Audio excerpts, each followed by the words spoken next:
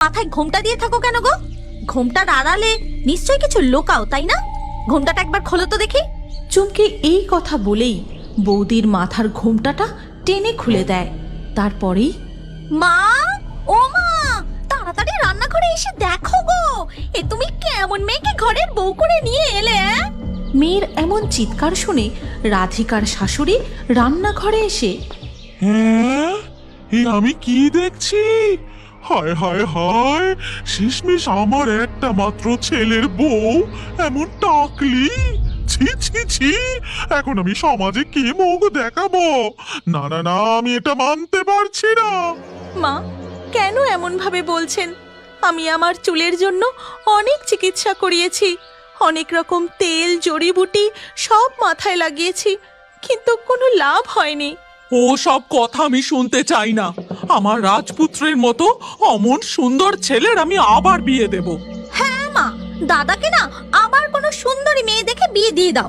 এইভাবে নিত্যদিন শাশুড়ি ও ননদ মিলে রাধিকার চুল নিয়ে নানান অপমান করতে থাকে। অপমান সহ্য করতে না পেরে রাধিকা রোজই একা একা নদীর ঘাটে বসে কাঁদতে থাকে।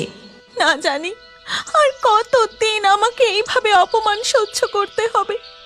আমার এই পাতলা চুলের জন্য আমি কি করতে পারি?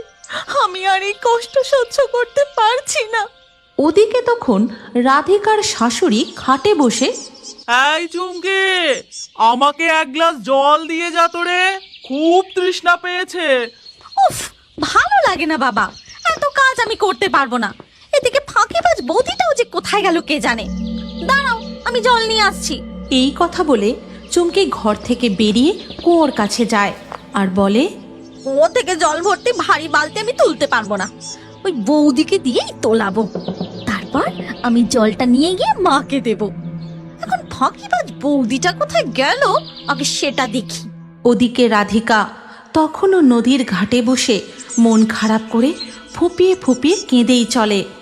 আর তার এই কষ্ট দেখে তিন মাথার জলপরি, আহারে, বেচারি বউটার কতই না কষ্ট।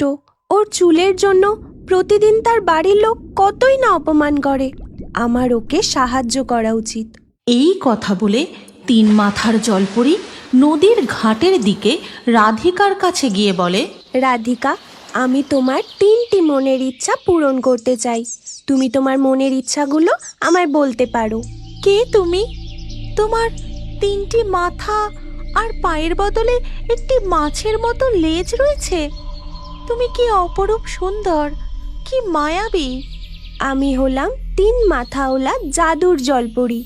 আমি তোমাকে প্রতিদিনই এই নদীর ঘাটে কাঁদতে দেখি। আমি তোমার মনের কষ্ট আর সহ্য করতে না পেরে তোমার সামনে এসেছি। না হলে আমি কোনো মানুষকেই দেখা দিই না।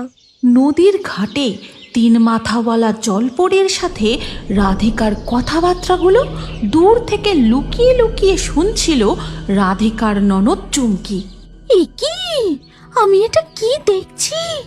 ওই তিন মাথার মায়াবী জলপরীর কাছ থেকে বৌদি 3টে মনের ইচ্ছের পূরণের আশীর্বাদ পাবে? না, এটা আমি কিছুতেই বৌদিকে পেতে দেব না। ইচ্ছে পূরণের আশীর্বাদ আমারই চাই। চুমকি আড়াল থেকে বেরিয়ে নদীর ঘাটের দিকে এগিয়ে যায়। রাধিকা, মনে হয় এইদিকে কেউ আসছে। আমায় এক্ষুনি চলে যেতে হবে। তুমি চিন্তা করো না, তুমি যখনই একা এই ঘাটে আসবে আমি তোমার কাছে এসে তোমার 3টি মনের ইচ্ছা পূরণ করব।